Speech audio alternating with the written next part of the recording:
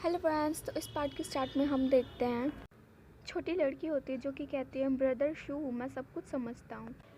फिर मास्टर शू कहते हैं यिंग लुआओ तुम तो वास्तव में बहुत ज़्यादा इंटेलिजेंट हो और मिनिस्टर की बेटी होने के लायक हो। फिर तो हम देखते हैं यिंग लुओ रो रही होती है और वो मास्टर यू को का कपड़ा पकड़ के कहती है मास्टर यू आपने कहा था कि आपके फादर एक जनरल है, कृपा कर मेरे मम्मी और पापा को बचा लीजिए। ये कहकर यिंग लुआओ बहुत ही ज़्यादा रो रही होती है।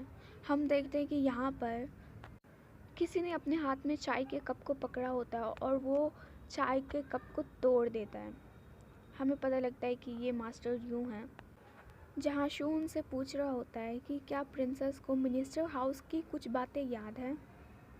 शू कहता है कि जो ये फैमिली थी वो बहुत ज़्यादा दुर्भाग्यपूर्ण थी। उन्होंने विरोध के लिए तैयारी की थी। जो भी 12 से ज़्यादा उम्र के लोग थे उन्हें गिरफ्तार कर लिया गया और जो उससे कम उम्र के लोग थे उन्हें छोड़ दिया गया और मिस ये को छोड़कर सभी को गिलोटीन पर चढ़ा दिया गया और मार डाला गया। फ्रेंड्स, मैं आपको पहले बता दूं जो यिंग लुआओ है ना वो अपनी शाओकी ही है और यहाँ उसी की बात की जा रही है। फिर तो मास्टर शू कहते हैं कि उसके बारे में ज़्यादा मत बात करो, वो लड़की बस एक भिखारी है, उसने बस थोड़े से कपड़े बदल लिए और वो प्यारी दिखने लग गई। फिर मास्टर यू सोचने लगते हैं कि जो वो छोटी लड़की थी वो बिल्कुल लिंग युवाओं की तरह दिखती थी, लेकिन इसके बहुत कम चांस है कि वो हो क्योंकि उसे ना वाइल्ड लैंड में भेज दिया गया था जहाँ पर जीवित रहना बहुत मुश्किल है। इसीलिए मिस्टर यू सोचते हैं कि वो उसके जैसे दिख सकती है लेकिन वो नहीं हो सकती। फिर शू कहते हैं कि ये लड़की है लेकिन इसके साथ मुझे लगता है कुछ गड़बड़ है। ये सुनने के बाद तो मास्टर शू कहते हैं क्या? उनको समझ नहीं आता कि वो उसने कहा क्या आखिर। फिर तो शू कहता है कि उसके पास कुछ मेमोरी सील हैं और इस तरीके का टैलेंट सिर्फ यूकिंग के पास ही है, तो हो सकता है कि उसी ने जो हमारी शाओकी है उसकी मेमोरी सील की हो। मास्टर शू कहते हैं क्योंकि वो उसकी मिनियन है इसीलिए हमें इसके बारे में चिंता करने की ज़रूरत नहीं है। फिर तो मास्टर शू पूछ ही लेते हैं लेकिन शू तुम उस लड़की के बारे में इतने सावधान क्यों हो, ऑब्सेस्ड हो, क्या बात है? फिर तो शू घबरा जाता है और घबराते हुए कहता है कि क्या मैंने नहीं किया। और वो फ्रेंड्स देख लो ये ब्लश कर रहा है कुछ गड़बड़ है। और हमें यहाँ यूकिंग और हमारी शाओकी दिखाई जाती है। यूकिंग तो बहुत गुस्से में होता है और अपनी शाओकी सोच रही होती है, उसे देख के ऐसा लगता है जैसे किसी ने उसके 800 टन चांदी के ले लिए हों। फिर तो शाओकी लूवी ज़ाओ से पूछती है क्या तुम फिफ्थ प्रिंसेस और मास्टर के मैटर के बारे में जानते हो, क्योंकि वो फिफ्थ प्रिंसेस के साथ अच्छे से नहीं मिल रहे थे। फिर तो लूवी ज़ाओ कहती है कि वो सिर्फ अच्छे से नहीं मिल रहे थे, वो तो उससे नफ़रत करते हैं। फिर तो शाओकी बेवकूफ़ों की तरह आती और कहती है कि क्या मास्टर की कोई लव स्टोरी है, चलो जल्दी से मुझे बताओ। शाओकी कहती है ये कैसे पॉसिबल है कि फिफ्थ प्रिंसेस हमारे मास्टर को उलझाती है। फिर तो लूवी कहती है कि जो फिफ्थ प्रिंसेस है उसने कोई भी सन इन लॉ चुनने से इनकार कर दिया और वो हमारे मास्टर के अलावा किसी और से शादी नहीं करना चाहती। फिर तो शाओकी कहती है तो बहुत अजीब है, अगर एम्परर खुद ही शादी का न्योता दे रहे हैं तो हमारे मास्टर को कैसे न कैसे तो पालन करना ही पड़ेगा ना। लूवी कहती है कि इससे कोई फ़र्क नहीं पड़ता कि कौन दे रहा है शादी का न्योता, हमारे मास्टर की मर्ज़ी के बगैर उनसे कोई शादी नहीं कर सकता क्योंकि हमारे मास्टर। बैकग्राउंड में हमें बताया जाता है कि यू फैमिली सिर्फ देखने में सिंपल बिजनेसमैन्स फैमिली लगती है लेकिन वो बिल्कुल भी सिंपल नहीं है। रेवोल्यूशन के बाद सभी फैमिलीज़ को बहुत नुकसान झेलना पड़ा था लेकिन यू फैमिली को कुछ भी नहीं हुआ। कोई आश्चर्य नहीं है कि यू किंग इतना अभिमानी है, उसके लिए तो सम्राट की कही हुई बात भी कुछ मायने नहीं रखती। शाओकी क्लीनिंग का काम कर रही होती है, वो काम करने के बाद सोचती है ये पवेलियन मुझे हमेशा फैमिलियर लगता है, मुझे लगता है कि मैंने कुछ बहुत महत्वपूर्ण खो दिया है। वो क्या है? शाओकी ये सोच ही रही होती है लेकिन वो ये सोचते सोचते ही सो जाती है, वो भी झाड़ू के साथ सोती है। वो वहाँ पर सो रही होती है और वहाँ पे यूकिंग आता है और कहता है कि ये यहाँ पूरे दिन सो रही है, वो भी इतनी ठंड में। अगर इसको ठंड पहुँच गई हो, मुझे पता नहीं कि मेरा प्लान ये कैरी कर पाएगी कि नहीं कर पाएगी। और वो ये कह के उसके हाथ से झाड़ू निकाल ही रहा होता है कि तभी शाओकी जाग जाती है और कहती है कि तुम यहाँ पर क्या कर रहे हो, क्या तुम काम के बीच में सुस्ती दिखा रहे हो। फिर तो शाओकी कहती है कि मैं काम के बीच में ढीलापन नहीं दिखा रही थी, मुझे बस थोड़ा सा सिर दर्द हो रहा था। फिर तो यूकिंग कहता है सिर दर्द हो रहा था, यानी कि ये कोई साइड इफ़ेक्ट है सीलिंग का। ये सब यूकिंग अपने मन में सोच रहा था।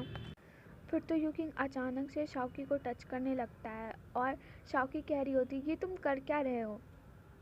और हमारा यूकिंग उसे ध्यान से देखता है और उसे कहता है कि हिलो मत।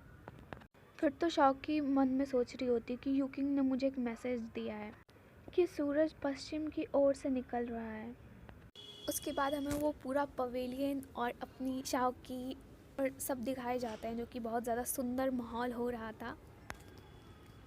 और इसी सुंदर माहौल के साथ अपना यूकिंग अपनी शाओकी पर से हाथ हटा लेता है और उसे कहता है कि तुम कल मेरे साथ पैलेस जा रही हो। लेकिन अपनी शाओकी तो कंफ्यूज हो जाती है और वो पूछती है कि हम वहाँ क्यों जा रहे हैं, पैलेस में हम क्यों जा रहे हैं। फिर तो यूकिंग शाओकी को कह देता है कि हम 5th प्रिंसेस से मिलने जा रहे हैं और कुछ मत पूछो। और अपनी शाओकी अभी भी कुछ पूछना चाहती थी और शाओकी मन में कह रही होती कि तुम्हें क्या लगता है कि मैं पागल हूँ, मैं जानती हूँ कि 5th प्रिंसेस तुम्हें पसंद करती है। फिर तो यूकिंग से कहते हैं कि तुम मेरे पीछे छिपना चाहते हो और मैं पैलेस नहीं जाऊँगी। फिर तो यूकिंग स्माइल करते हुए कह देता है कि ये सब सही जाने वाला है और मैं तुम्हारी रक्षा करूँगा ना वहाँ। और हमें यूकिंग के पैलेस का सीन दिखाया जाता है, जो कि बहुत ज़्यादा बड़ा और सुंदर है। और अभी दूसरा दिन हो चुका था और हम देखते हैं यहाँ पे अपनी शाओकी को, जिसे सुबह सुबह उठा दिया था और उसे लुआओ तैयार कर। अपनी शाओकी कह रही होती है कि कल मैंने कोर्ट एटिकेट्स के बारे में सीखा और मुझे आज इतनी जल्दी उठा दिया। फिर तो लुवी कह देती है कि शिकायत मत करो, मास्टर तुम्हारे लिए अभी भी वेट कर रहे हैं। और हम देखते हैं पीछे से अपना यूकिंग झाँक झाँक के देख रहा था। और अब हमारी शाओकी पूरी तरीके से तैयार हो चुकी थी, जो कि बहुत ही ज़्यादा सुंदर लग रही थी, बहुत ही ज़्यादा, मेरे को भी बहुत ज़्यादा सुंदर लग रही है। इसे देखने के बाद तो हमारा मास्टर यूकिंग, उसकी आंखें खुली रह जाती है और वो कहता है कैरेज में चलो। और उसके बाद हमें कैरेज का सीन दिखाया जाता है, जो कि जा रही होती है अपनी डेस्टिनी को। और अपनी शाओकी यहाँ पे इतनी सुंदर तरीके से तैयार होकर सो रही है और यूकिंग उसे घूर रहा होता है। यूकिंग मन के अंदर सोच रहा होता है कि ये किसी प्रीशियस डॉटर की तरह कपड़े पहने हुए हैं, लेकिन अभी भी इसका व्यवहार बिल्कुल पुअर गर्ल्स की तरह है। और अपना यूकिंग शाओकी के सामने जाता है और उसे जगाने की कोशिश करते हुए कहता है लाओ शाओकी, उसका पूरा नाम लेता है। और यहाँ पे अपनी शाओकी वो नींद में कह रही होती है हैंडसम गाय, मुझे तुम्हें किस करने दो। फिर तो यूकिंग अपना हाथ हटा लेता है और कहता है लाओ शाओकी, क्या तुम जगी हुई हो। और अपना यूकिंग को देख लो। यूकिंग कहता है कि ये अच्छा होगा कि तुम्हारे पास मेरे बारे में कोई विचार ना हो, नहीं तो इसका अंत अच्छा नहीं होगा। फिर तो शाओकी बेइज्जती करते हुए कहती है कि तुम तो ज़्यादा सोच रहे हो, ये तो बस एक्सीडेंट था, मुझे लगा कि तुम मेरे गॉड हो। शाओकी कहती है कि आप योजना बना रहे हैं, जो कोई भी लड़की जिसके पास आपके प्रति कोई भी अफेक्शन होगा वो आपका विश्वास पाने की कोशिश करेगी। ये सब सुनने के बाद तो यूकिंग को गुस्सा आ जाता है और वो कहता है कि तुम क्या कह रही हो। शाओकी कहती है कि मैंने कहा तुम्हारा मुंह बहुत स्मेली है। और फ्रेंड्स क्या लगता है आगे क्या हुआ? फ्रेंड्स देख लो क्या हो रहा है, मैं नहीं बोल सकती इसको। और इसी के साथ ये पार्ट ख़त्म होता है और मैं सभी को हैप्पी रिपब्लिक डे विश करना चाहती हूँ। और मैं ये जानती हूँ कि ये वीडियो बहुत लेट आ रही है और इतनी लेट से वीडियो अपलोड करने के लिए फ्रेंड्स मुझे माफ़ कर देना।